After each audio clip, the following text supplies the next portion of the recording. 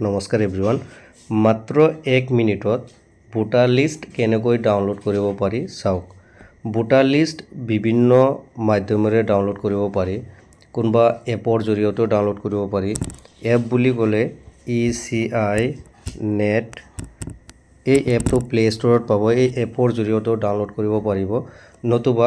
গুগলত গৈ ব্ৰাউজ কৰিও আপুনি ডাউনলোড কৰিব পাৰিব মই আপোনালোকক দেখুৱাম ইয়াৰ সহজ পদ্ধতি আপুনি গুগলৰ জৰিয়তেও ডাউনলোড কৰিব পাৰিব গুগলৰ জৰিয়তে ডাউনলোড কৰিব হলে আপুনি মোবাইলত থকা ক্ৰোম ব্ৰাউজাৰ অথবা অপেৰা মিনিত গৈ গুগলত গৈ টাইপ কৰিব voters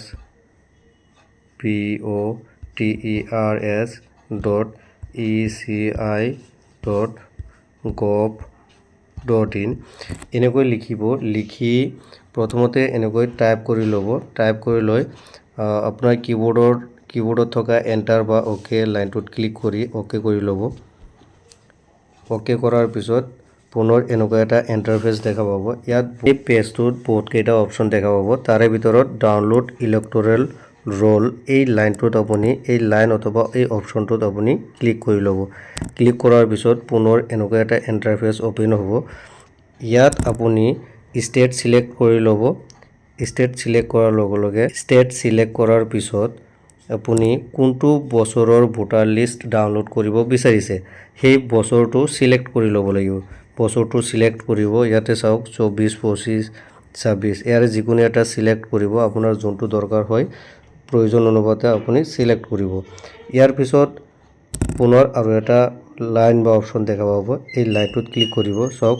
জেনাৰেল ইলেকশন ৰোল 2024 ইয়াত অটোমেটিক্যালি সিলেক্ট হৈ আছে ইয়াত একো কৰিব নালাগে ইয়াৰ পিছত আপোনাৰ ডিস্ট্ৰিক্টটো সিলেক্ট কৰি ল'ব আপুনি কোনটো ডিস্ট্ৰিক্টৰ হয়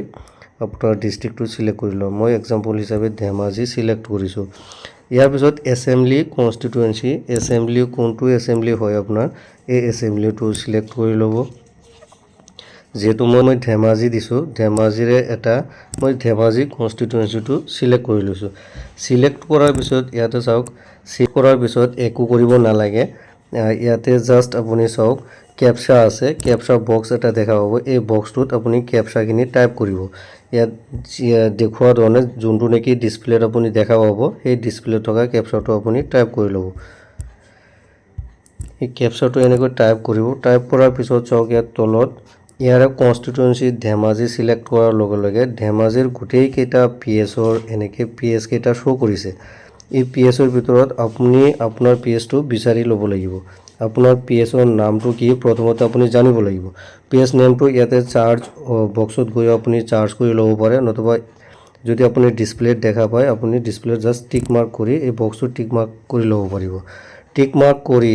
যদি ইয়াত ডিসপ্লেত যদি দেখা নাপায় আপোনাৰ পিএছৰ নাম পোলিং ষ্টেচনটো যদি দেখা নাপায় তেতিয়াহলে এই চাৰ্জ বক্স এটা আছে চাওক চাৰ্জ বক্সটোত গৈ আপুনি চাৰ্জ কৰি ল'ব আৰু ইয়াতে চাৰ্জ কৰি আপুনি আপোনাৰ পিএছ বা পোলিং ষ্টেচনটো আপুনি সিলেক্ট কৰিব এনেকে বক্সত সিলেক্ট কৰিব সিলেক্ট কৰাৰ পিছত ইয়াতে আপুনি যেটো ক্যাপচা কিনে আপুনি টাইপ কৰিছে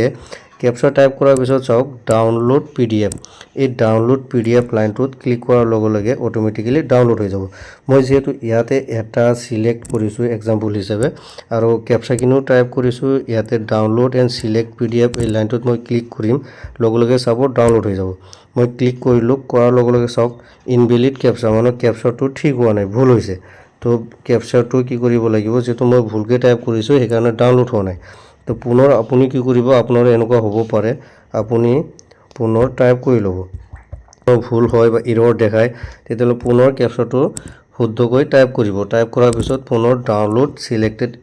পিডিএফ এই লাইনটোত ক্লিক কৰিব ক্লিক কৰাৰ লগে লগে ইনভ্যালিড ক্যাপচা পুনৰ আহিছে এৰৰ আহিছে মই ক্যাপচাটো এতিয়া চেঞ্জ কৰি লম যেহেতু ক্যাপচাটো ভুল দেখাই আছে আপুনি সব ক্যাপচাটো যদি চেঞ্জ কৰিব বিচাৰে তেতিয়ালে ইয়াৰে সব লোডিং এইটো এটা পইণ্ট দেখাব ইয়াত ক্লিক কৰিব এই পইণ্টত ক্লিক কৰি ক্যাপচাটো চেঞ্জ কৰি ল'ব পাৰিব যেটো ক্যাপচাটো মোৰ বাৰে ভুল দেখাই আছে ডাউনলোড কৰিব পৰা নাই আপোনাৰ ক্ষেত্ৰতে এনেকুৱা সমস্যা হ'ব পাৰে তো আপুনি কি কৰিব তেতিয়া পুনৰ এনেকে ৰিলোড কৰি লৈ আপুনি পুনৰ টাইপ কৰি ল'ব PRD মই টাইপ কৰিলো এতিয়া ডাউনলোড পুনৰ ডাউনলোড লাইন অপচনটোত মই ক্লিক কৰিম ক্লিক কৰাৰ লগে লগে চাওক ষ্টাৰ্ট প্ৰগ্ৰেছ অলৰেডি ডাউনলোড হৈ গৈছে। ষ্টাৰ্ট প্ৰগ্ৰেছ ডাউনলোড হৈছে, চাওক ইয়াতো অ'পেন শ্ব' কৰিছে, মানে ডাউনলোড হৈ গৈছে।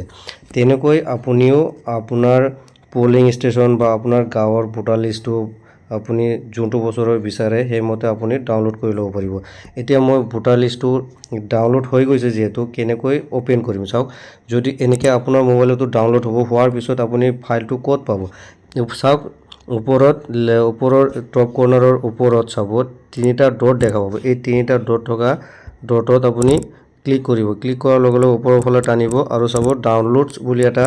লাইন দেখা পাব। ইয়াত যাব, ইয়াত গৈ ক্লিক কৰিব। ক্লিক কৰাৰ লগে লগে চাওক ইয়াত ডাউনলোড হৈছে। 24 যিহেতু চিলেক্ট কৰিছিলোঁ, ইয়াতে 24 চিলেক্ট হৈ আছে, ডাউনলোড হৈ গৈছে। এতিয়া মই কি কৰিম, এই লাইনটোত মই ক্লিক কৰিম, যিহেতু ডাউনলোড হৈছে মই ক্লিক কৰিম। ক্লিক কৰাৰ লগে লগে চাওক এই 24 ভোটাৰ লিষ্টটো শ্ব' কৰিছে। ইয়াতে চাই আছে 24 ভোটাৰ লিষ্ট